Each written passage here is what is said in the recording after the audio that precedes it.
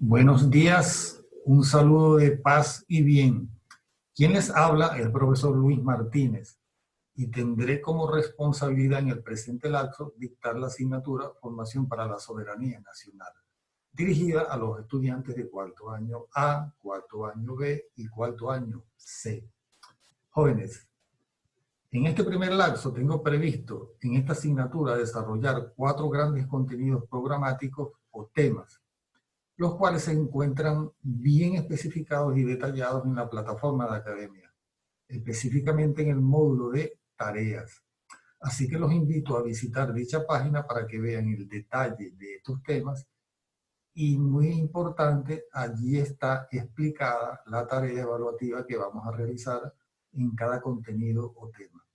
Ok, después de aclarar esta parte introductoria, paso seguidamente a desarrollar el tema número 1 previsto para el presente lapso, el cual trata de lo siguiente.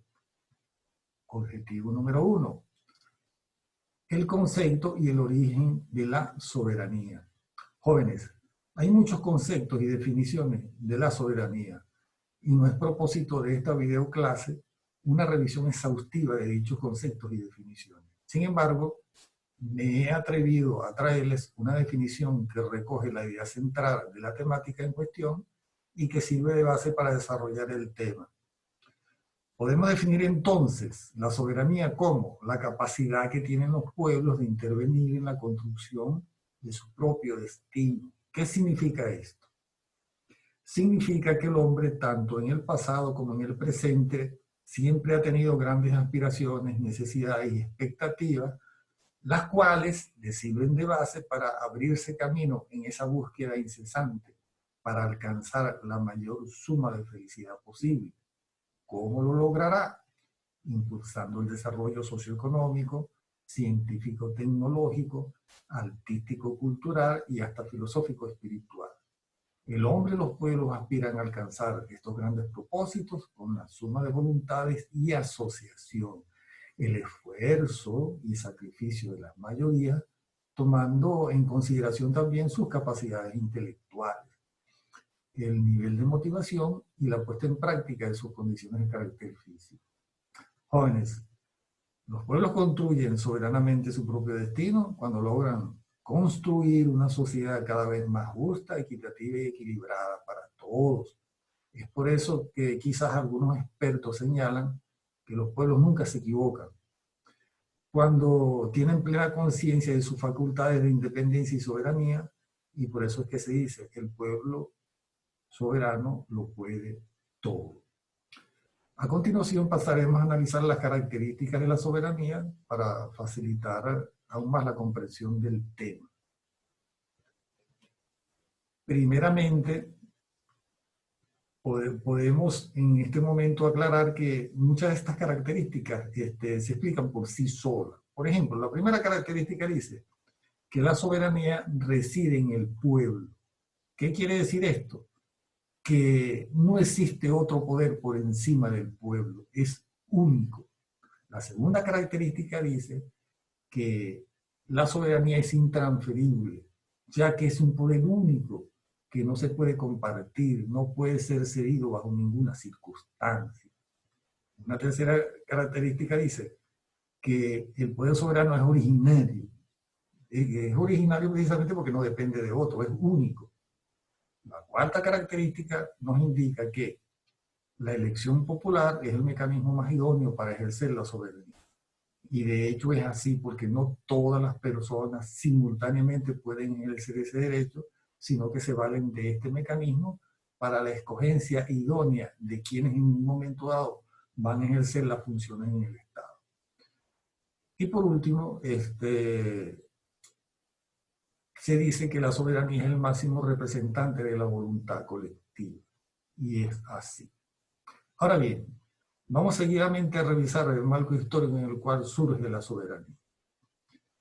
Se le llama al siglo XVIII el siglo de las luces, debido a que hubo un despertar por parte del hombre hacia la búsqueda incesante de los nuevos conocimientos y se planteó a partir de allí un interés por asimilar los nuevos descubrimientos y abrirse paso en el camino de la ciencia, acompañando a estos acontecimientos con una crítica a los viejos modelos y a lo tradicional. Se profundiza en la filosofía del racionalismo y la razón se convierte en el alma de los intelectuales de la época. Y quienes sostienen que nada es verdad sin antes no pasa por el filo de la razón. Se comienza con un estudio profundo de la naturaleza y sus beneficios. Una de las primeras ciencias que emergen son la zoología y la botánica, que posteriormente se convierten en ramas de una ciencia nueva que es la biología. Posteriormente se profundiza en la astronomía, aparecen la física, la química, la medicina, primero teórica y luego práctica y experimental, etc. Ya había aparecido en la antigüedad egipcia las matemáticas, perfeccionándose en el mundo griego conjuntamente con los estudios de la importancia de los fluidos. También en ese periodo aparece la geografía y hasta la historia. En este contexto de avances en el conocimiento y la ciencia, el espíritu crítico se impone ante la ignorancia, la verdad revelada, la sumisión, el conformismo, la religiosidad y el complejo de súbdito del hombre propio del siglo XVII y comienzo del siglo XVIII. Pero el mandato de los reyes, basado en el modelo absolutista, y esto nos lleva al punto 2, de la época, frena y es contrario a los nuevos tiempos y no acompaña a este momento histórico de cambios profundos que ocurren en lo político, en lo económico, social, filosófico y hasta cultural, los cuales se desarrollan en el continente europeo y el resto del mundo. Sin embargo, en este escenario de cambios y transformaciones, surge una élite de pensadores muy críticos. Y esto nos lleva al contenido 3 de la lámina, quienes inician un proceso de reflexión y crítica hacia el poder del Estado vigente y fundan un gran movimiento con el nombre de la Ilustración, donde da pie a la revolución de las ideas, sobre todo en el plano sociopolítico. Uno de los primeros pensadores que surge e inicia el debate es Juan Jacobo Rousseau, de origen suizo, sí, pero se residencia posteriormente en Francia. Él escribió 2 textos muy importantes, el contrato social y el Emilio. El primero, el contrato social de carácter político, donde sostiene que todos los hombres nacen libres e iguales por naturaleza. Esta idea es desarrollada más a fondo cuando establece un principio, su enigmática frase: el hombre ha nacido libre y sin embargo por todas partes se encuentra encadenado. Los planteamientos de Juan Jacobo Rousseau chocaron con el status quo y el poder de los reyes. En el libro número 2 del Emilio habla de la educación como un instrumento para combatir la ignorancia y la superstición. Otro filósofo ilustrado fue Emmanuel Montesquieu, de origen francés, quien escribió un libro llamado El espíritu de las leyes. Emmanuel Montesquieu sostuvo, al igual que Juan Jacobo Rousseau, que la tiranía es contraria al hombre y a la condición humana, y el gobierno de los reyes representa la tiranía y la arbitrariedad. De allí que en su obra plantea la separación de poderes. Sostiene que todo Estado debe tener 3 poderes autónomos e independientes: un poder legislativo que elabora las leyes, un poder judicial que es árbitro de las leyes y un poder ejecutivo que las aplica, como por ejemplo, para que pueda haber un balance perfecto del ejercicio del poder en el Estado. Eso en contraposición a la concentración del poder en una sola persona, como el rey. De allí la sentencia: tanto poder concentrado en una sola persona es contrario al hombre y a la sociedad. Otro pensador ilustrado fue François-Marie Araud, también llamado Voltaire, fuerte defensor de la libertad del hombre y la tolerancia política. Sostuvo que los reyes en Francia eran gobernantes inútiles. Más adelante, con los acontecimientos, radicalizó sus planteamientos al señalar a los reyes que había que destriparlos y ahorcarlos con sus propias tripas. Comentario fuerte, pero así lo señaló.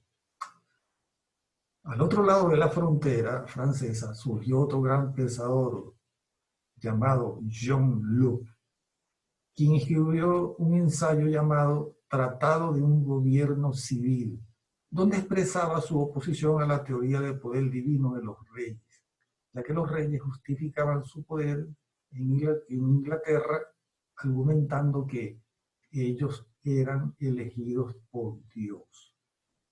A lo que John Locke criticaba y se oponía fuertemente al señalar: para poder entender el poder político correctamente, pasa por entender que el hombre se encuentra en la naturaleza en perfecta libertad e igualdad, sin subordinación a otros hombres, y disponga de sus posesiones como juzgue oportuno. Por supuesto, siempre dentro de los límites de la ley y de la naturaleza, sin depender de la voluntad de otros hombres. John Locke cree y defiende las libertades individuales, la inviolabilidad de la propiedad y el libre consentimiento del pueblo a la elección de su gobernante. Más adelante aclara: solo un hombre llega a tener poder sobre otro cuando el primero viola la ley y el segundo lo castiga. Pero el castigo debe estar orientado por una conciencia y una razón. También ese poder nunca será absoluto y arbitrario. Para John Locke, el hombre desde el pasado remoto hasta el presente siempre ha vivido en asociación, y por asociación ha creado las leyes y el poder, y a esos jóvenes se les llama soberanía. Las ideas de John Locke en Inglaterra desembocaron en una monarquía parlamentaria. ¿Qué es una monarquía parlamentaria en el caso de Inglaterra? El gobierno del rey, asesorado por un poder legislativo, también llamado parlamento, el cual era autónomo e independiente, elegido por el ciudadano, como lo planteó Emmanuel Montesquieu en Francia. A continuación les presento un breve video extraído de la película Robin Hood, donde se observa la teoría del derecho divino de los reyes que cuestionaba fuertemente John Locke. En el video se muestra al rey Juan de Inglaterra, hermano de Ricardo Corazón de León, quien asumió su trono luego de su muerte en el año 1199.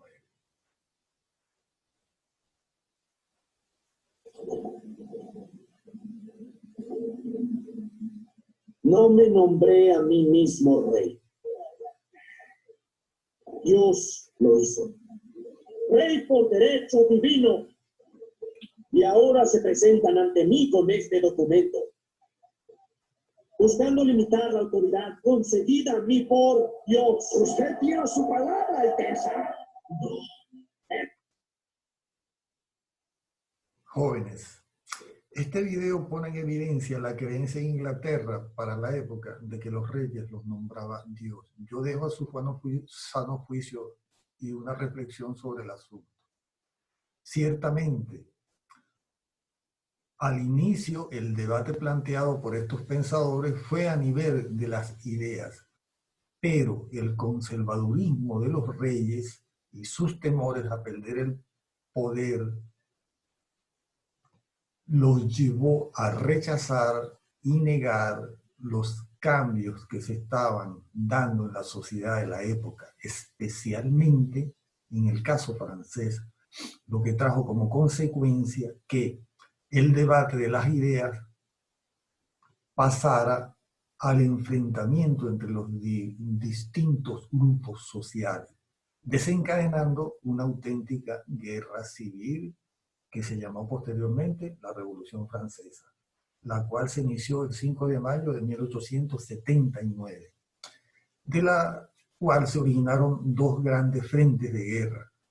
Por un lado, el rey y su corte, acompañado por los más ricos y poderosos, como la nobleza y el clero.